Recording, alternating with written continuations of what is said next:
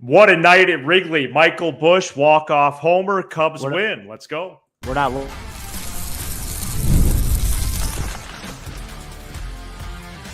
You are Locked On Cubs, your daily Chicago Cubs podcast. Part of the Locked On Podcast Network, your team every day. You are Locked On Cubs, part of the Locked On Podcast Network, your team every day. Alongside Sam Olber, I'm Matt Cozy. Sam and I are lifelong fans, taking our passion into a discussion with you on all things Cubs. Thank you for being part of the show and making us your first listen today. And the best way you can help us grow the show is to listen every day, like the video, and comment anything below. Today's episode is presented by eBay Motors. From brakes to exhaust kits and beyond, eBay Motors has over 122 million parts to keep your car alive. With all the parts you need at the prices you want, it's easy to bring home that big win. Keep your car alive at ebaymotors.com. Eligible items only. Exclusions apply. eBay guaranteed fit. Only available to U.S. customers. Speaking of big win, Michael Busch hit a walk-off home run as the Cubs win 3-2 over the Padres on Tuesday. From the ending of the game to Shota Imanaga to bullpen decisions and a whole lot more.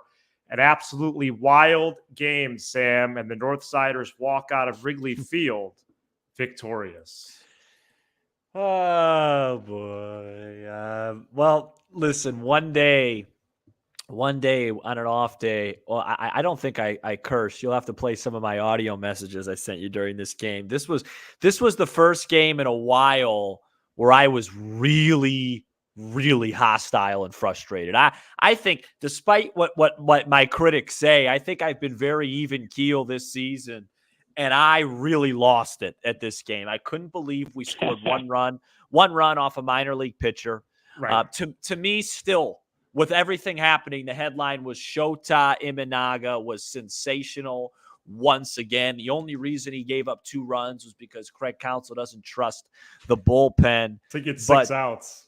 But to me, this was one of those. It kind of reminded me a little bit of Saturday's game. It turned into a can't lose type of game.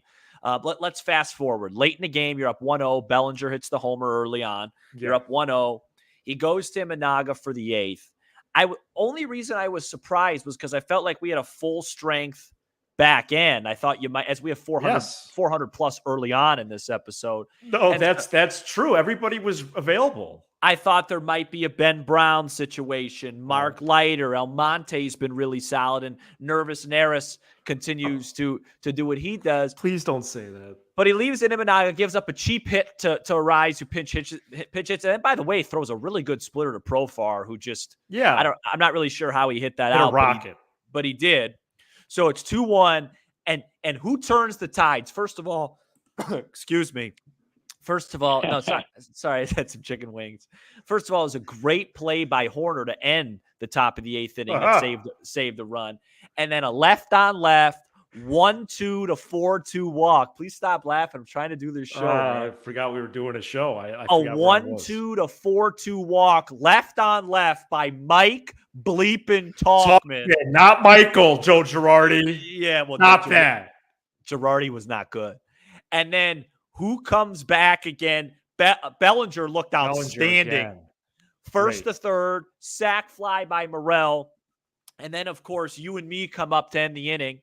So we go to the 9th. Game-saving play by Happ. I'll give him credit there. Neris wasn't great. And then Michael Busch, who had been struggling, basically just said, you know what? I'm cheating. I'm not getting beat on a fastball. So I'm first pitch hunting fastball, and I'm just going for it in the pouring rain like a movie scene. Yeah.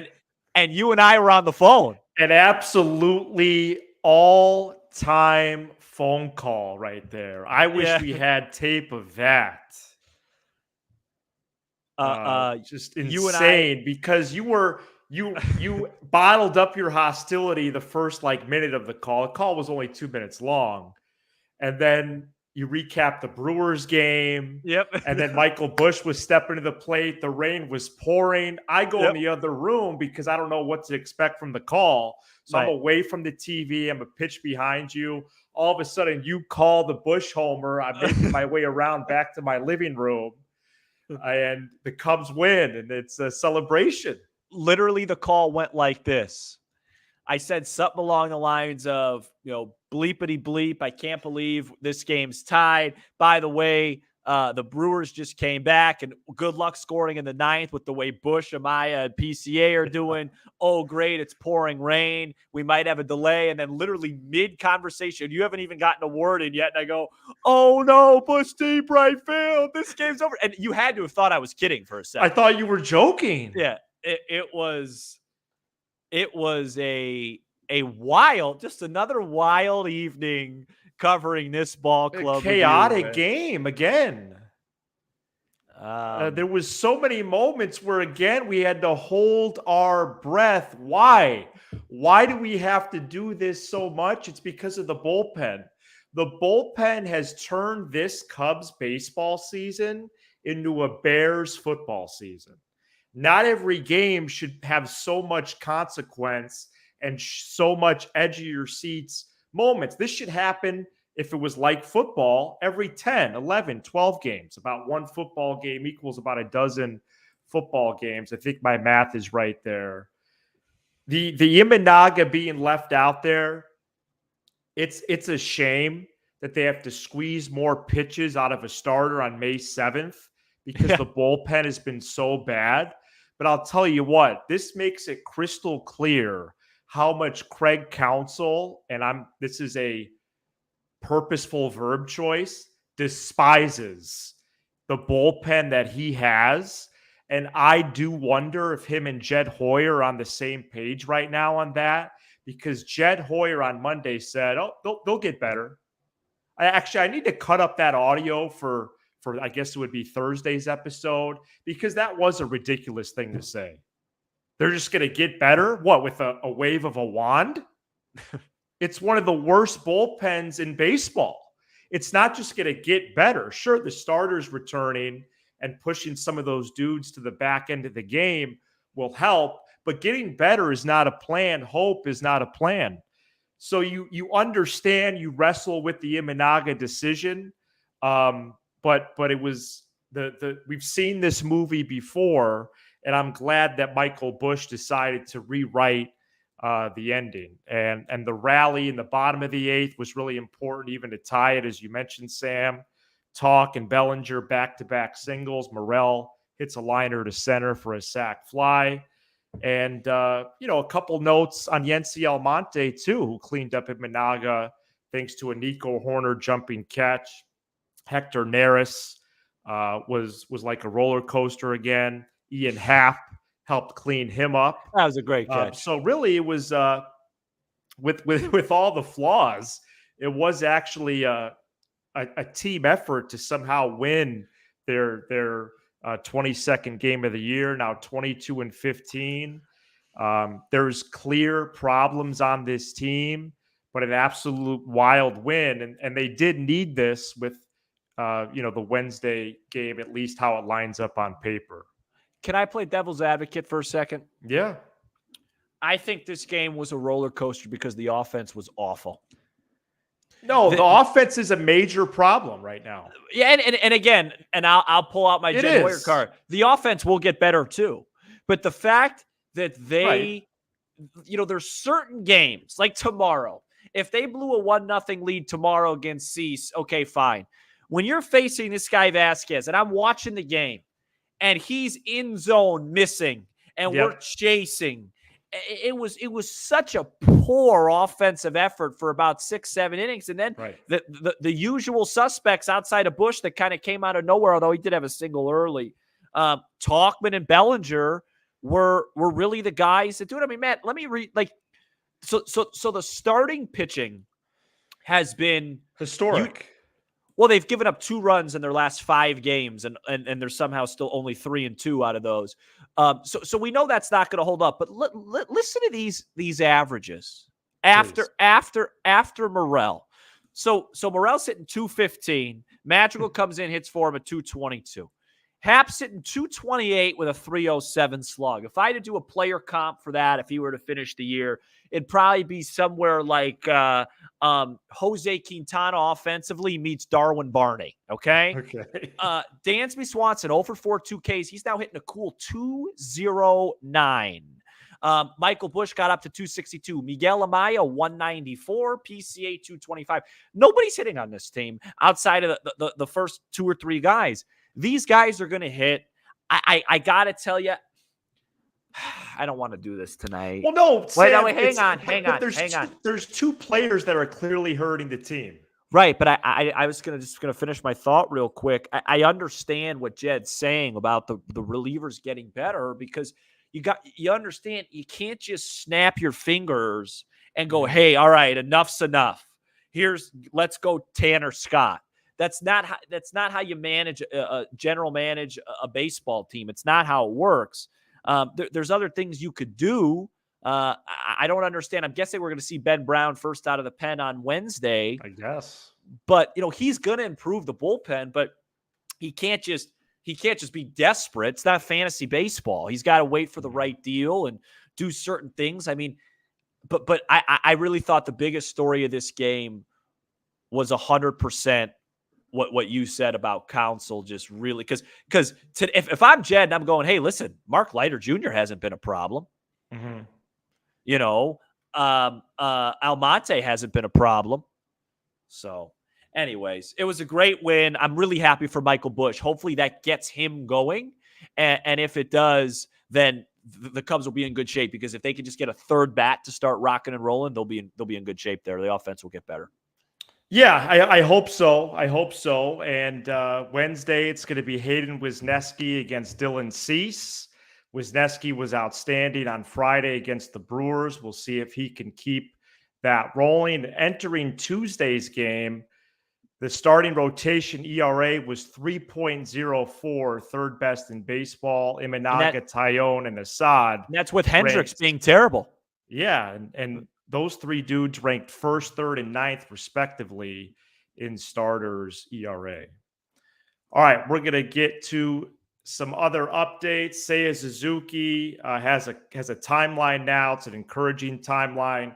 We can do more on the game throughout, and then we also have our first of the season Locked On MLB Power Rankings that we're going to briefly discuss third segment. Stay tuned. Today's episode is brought to you by eBay Motors. Passion, drive, and patience. What brings home the winning trophy is also what keeps your car alive. eBay Motors is everything you need to maintain your vehicle and level it up to peak performance, from superchargers, roof racks, exhaust kits, LED headlights, and more. Whether you're into speed, power, or style, eBay Motors has got you covered. With over 122 million parts for your number one car, you always find exactly what you're looking for. And with eBay Guaranteed Fit, your part is guaranteed to fit your ride every time or your money back. Because with eBay Motors, you're burning rubber, not cash. With all the parts you need at the prices you want, it's easy to turn your car into the MVP and bring home that win. Keep your car alive at ebaymotors.com. Eligible items only. Exclusions apply. eBay Guaranteed Fit only available to U.S. customers. Cubs play the Padres at 1:20 p.m. Central Wednesday, and you can hear every pitch of the Cubs' hometown broadcast on SiriusXM by searching Cubs on the SXM app. Seiya Suzuki got his rehab assignment Tuesday, and it was announced he'll play 2 games at AAA Iowa Wednesday and Thursday.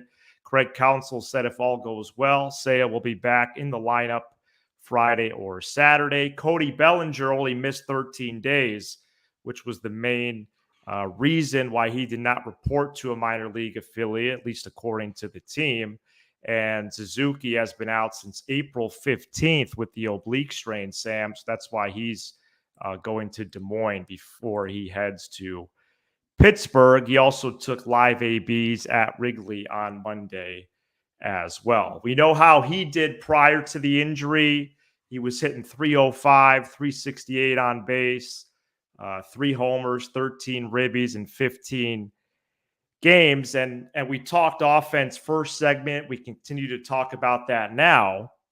Since the second game of the Red Sox series on April 27th, the Cubs have scored just 34 runs in 11 games, and they have hit for a 191 average. Ice cold. Ice cold. Before I get into Suzuki, I just want to give a I had two things written down in my head that I didn't hit. Yeah. Number one, the fans tonight were unbelievable. I did notice that. The fan base at May 7th at Wrigley Field was just fantastic. Generational fan base, folks. Just a generational fan base. And then I just want to reemphasize Cody Bellinger, cracked rib, coming back early, 3 hits, a home run. I thought maybe the biggest hit of the game, sending outside of Busch, sending Tauchman a third. Just really awesome from him. Really awesome from him. As far as Suzuki goes, yeah. So what did you say? Are we thinking about early next week? Is that what we're tracking? No, Council said Friday or Saturday. Really? Yes, Pittsburgh. he's only playing Wednesday, Thursday in Des Moines, where the S's are silent, and then he's going to Pittsburgh, and you could pronounce the S's in that one.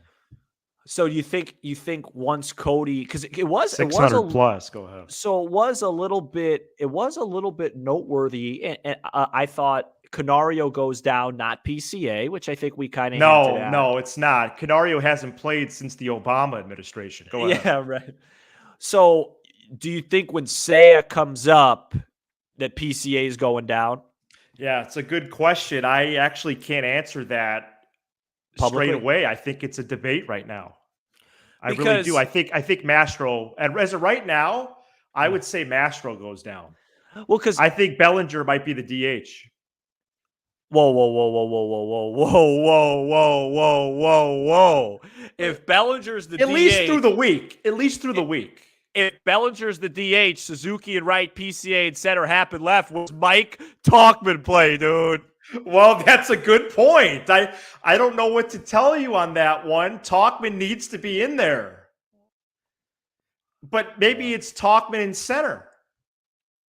No. PCA off the bench. Well, then why would they just go Bellinger in center then? Because of the ribs. Well, what if Seiya's got an oblique situation out in the outfield? He could DH. Okay, yeah, then Tauchman could go to right. Yeah, so no, Tauchman. Let me tell you this. I love Craig Counsell. If everybody's healthy and Tauchman isn't hitting first, second, or third, I will have my first public real bone to pick with him. Yeah. That's justified. This guy's been the best player on the team, and whoever's second, I don't know, best position player on the team. By far. Because Imanaga's been the best player. And whoever's second, I'm not sure. It's probably Horner. It's not that close.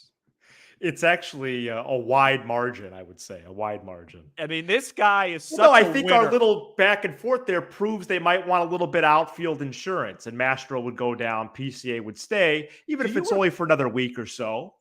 Do you remember early? Do you recall? Do you remember early in the offseason, there was like a small debate on our show, like what are the Cubs going to do with Tauchman? And I couldn't believe it. For about an episode. I always thought he was on the team. The bench was pretty much set since November. It was him, Amaya, Wisdom, and Madrigal.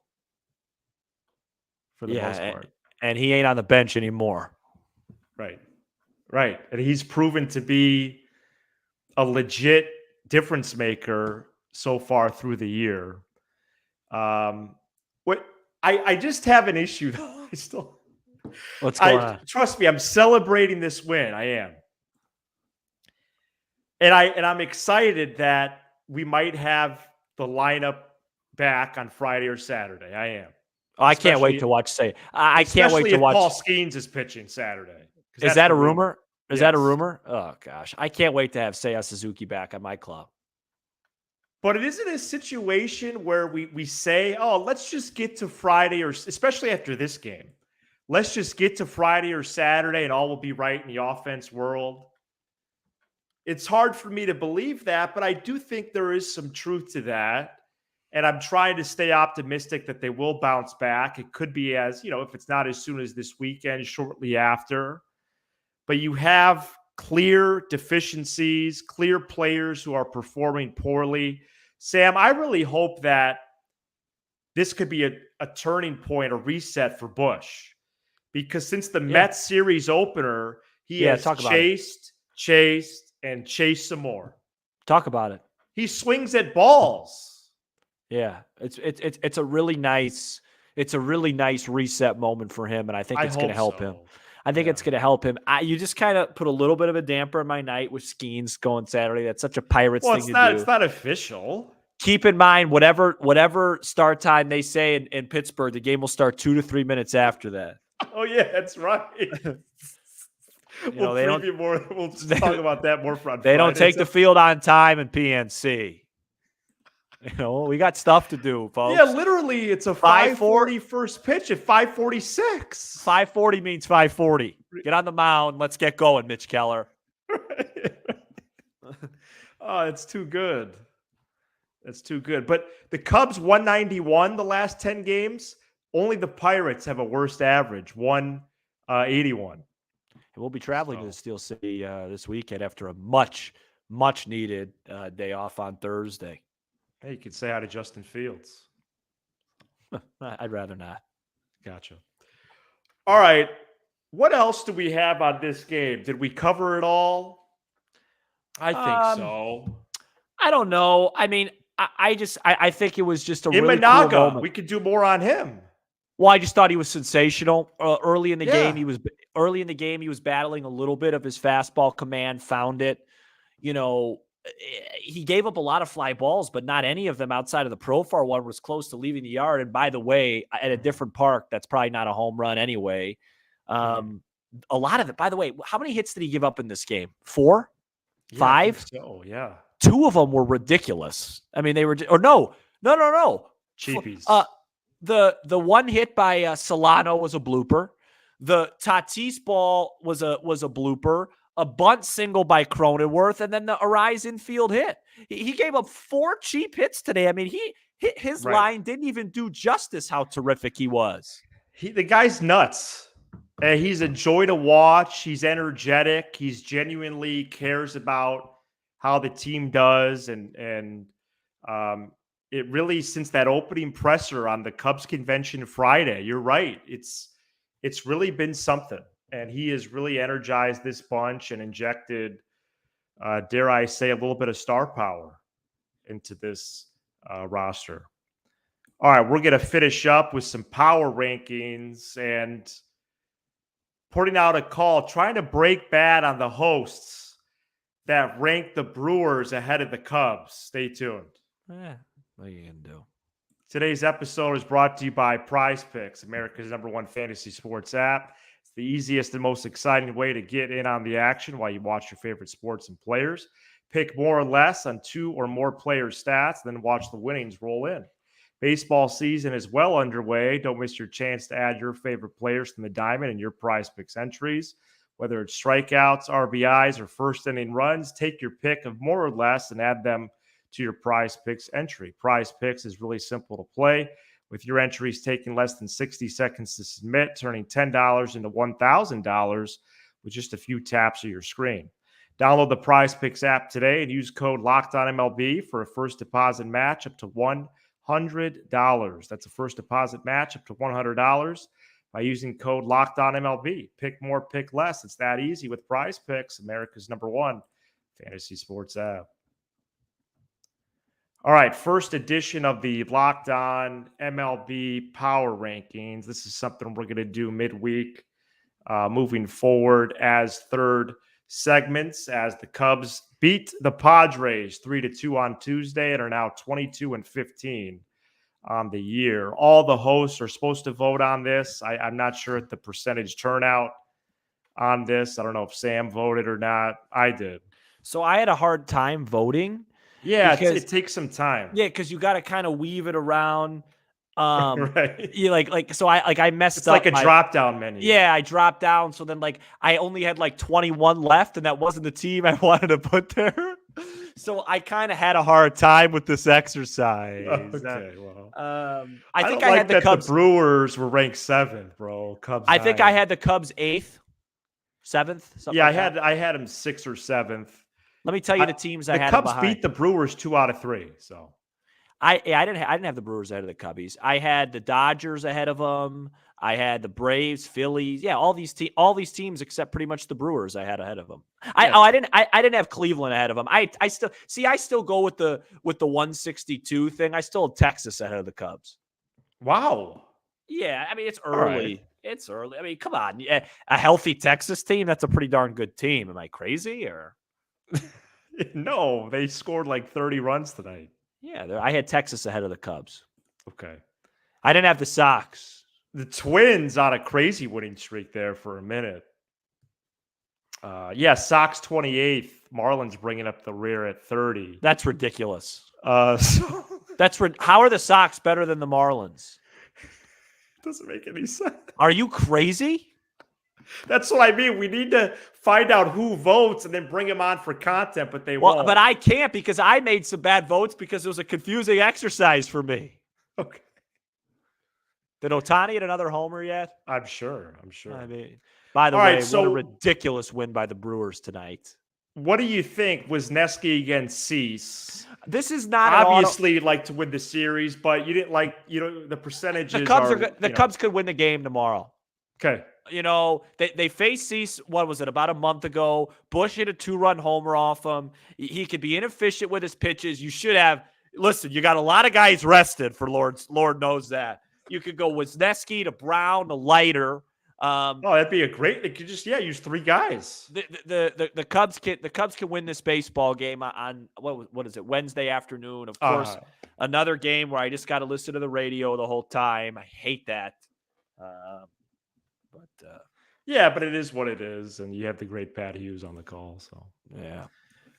Thank you so much for checking out this edition of Locked On Cubs. We'll be back sometime Wednesday evening to recap the whole series, including that third game. You give us 20 to 30 minutes. We'll give you all things Cubs with a laugh or two along the way.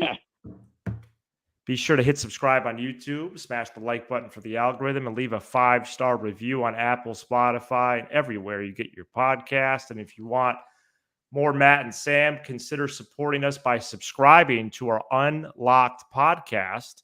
We recorded our new episode for this week earlier on Tuesday. The link to subscribe to Unlocked is in this episode description.